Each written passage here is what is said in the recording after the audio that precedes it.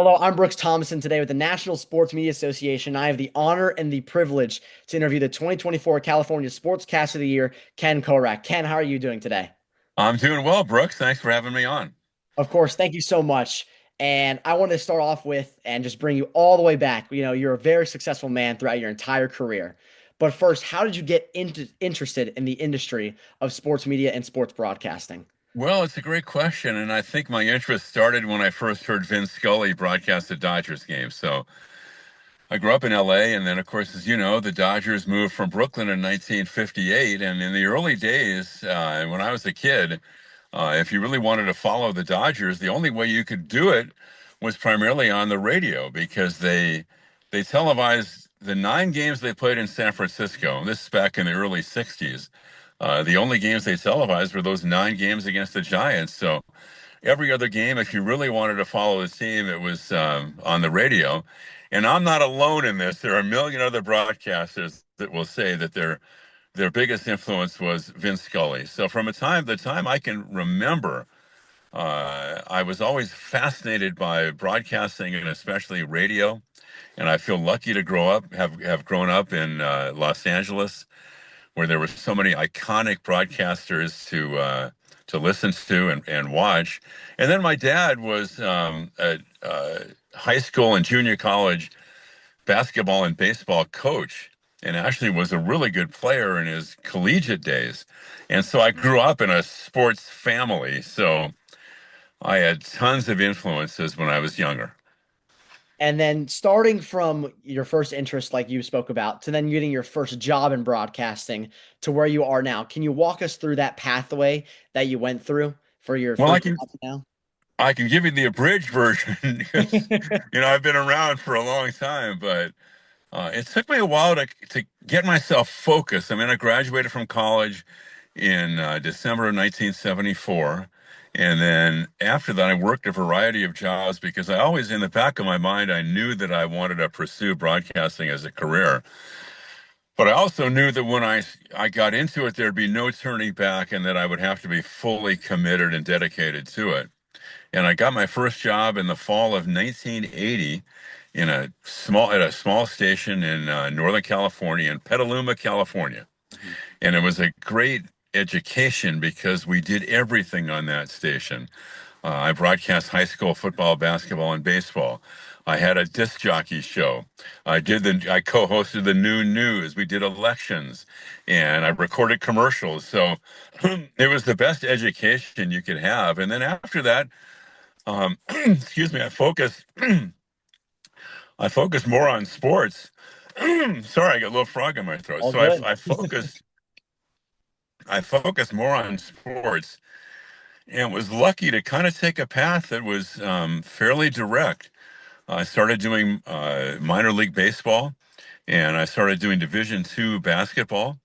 And then eventually I was hired by San Jose State to do their football and basketball games. And then I went to UNLV and I did their football and football for 4 years and basketball for 12. And concurrent to that, I started working in the minor leagues. My first job was in single A ball in 1984 in the California League. The Angels had their team in Sonoma County in a town called Rohnert Park. And then I graduated to doing triple A baseball, first of all in Phoenix and then in Las Vegas.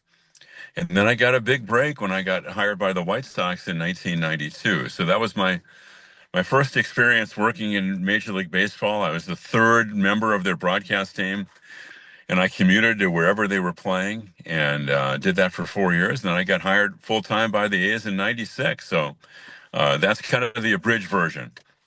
And you speak on your experience, especially in the minor leagues of baseball. How was it like working single A and triple A and working yourself up to the majors? Well, Brooks, I thought it was an invaluable experience, and I would recommend it for everyone because, and especially back then, you barely got game notes, and if you did, it might have been one page that was typed. I mean, there wasn't a lot of computer activity back then. So if you really wanted to get information and research and the kind of anecdotal tidbits that are so vital to a broadcast, you had to do it yourself. So you really learn. I feel like I really learned a work ethic and the understanding that all the numbers and stats and the game notes and research you do are really important to a broadcast. But the most important time is the time you spend down on the field. And that's where you get the real stories. And Dick Enberg once said, when you're a broadcaster, give the audience a reason to care. And I think when you do get down on the field and you get to know the players a little bit more than just beyond what might be a bio and a media guide, that's really important. And then it's a chance to experiment maybe and work on different things. And when you're doing a minor league game almost every day, there were very few days off. And when you do that for 5 months, it's a great proving ground and it's a great opportunity to just learn. I've always felt that every game you do is a learning experience. So I wouldn't trade that experience for the world. And then you also gain this kind of reservoir of information and contacts and people you know in the game. And I still draw on that even now after all these years. Ken, with your amazing success, knowledge, and everything in between that you've worked for in this industry, what is some advice that you would give someone like a younger person like myself who's trying to get themselves and get their foot in the industry? Well, it's another great question. I think that it's actually pretty simple. I think don't let anybody outwork you and be as professional as you can possibly be. And hard work and professionalism, the way you come across on the air and off is very important, and obviously hard work. And then starting with the fundamentals. I don't necessarily want to hear everything you need. You want to, if you want to tell me all that you know, all your opinions and things like that, that's great. But you have to start with the fundamentals.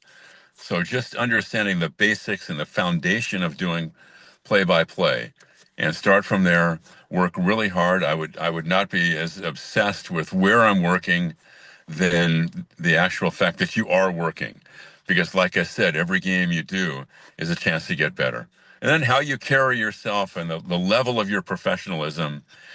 There are a lot of things in this business we can't control because it's so subjective. One man's ceiling or one woman's ceiling is another person's floor, but you can control how hard you work and the level of your professionalism.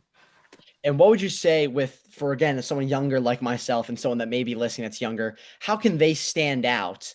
Is it just the hard working and professionalism, or is there something else that they can do to make themselves recognizable in such a tough industry? Well, you have to be yourself. I mean, that's the first thing. I'm not a big fan of people that go overboard trying to get their highlights heard on the highlight shows on MLB Network or ESPN. So that sounds contrived. I would study the language. That's one thing that my late great partner Bill King, who received the Frick Award in 2017, when he was a young broadcaster, he would write a new word in his scorebook every day, a word he was trying to learn, and then he would incorporate that word into his broadcast that day. Now, he was a wordsmith, he was a master of the language, and he felt that the language was sacred. And so, as articulate as you can be, and I think that's a way to stand out because, after all, the bottom line, and especially on radio, is describing the action and doing it in a very clear way. And one of the best ways to do that is to have a great command of the language. Can I like to ask for final question to everyone that is getting interviewed for these awards? What does the future hold for you? What do you want to aspire to be? Do you have any goals you have for the future? Well, I just want to enjoy what I'm doing and be around great people like I am right now with our broadcast team with the A's. Now the A's are moving to Las Vegas, and the groundbreaking ceremony took place yesterday as we're recording this, and the plan is to open the stadium in 2028. I'm talking to you from Sacramento, which is where the A's are playing on an interim basis through 27. We do have a home in Las Vegas, and if I can hang in, until 2028, and it would be a thrill to do the first game there. I've loved the chance to work and live in the Bay Area.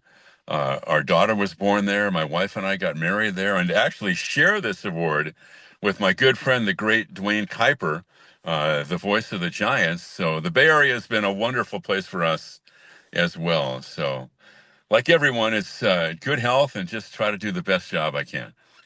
Ken, once again, thank you so much for letting me interview you today, and congratulations on the 2024 California Sportscaster of the Year. A much deserved and an amazing honor to win. Thank you so much.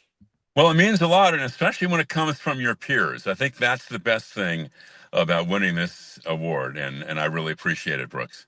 Thank you so much for your time. Anytime, buddy.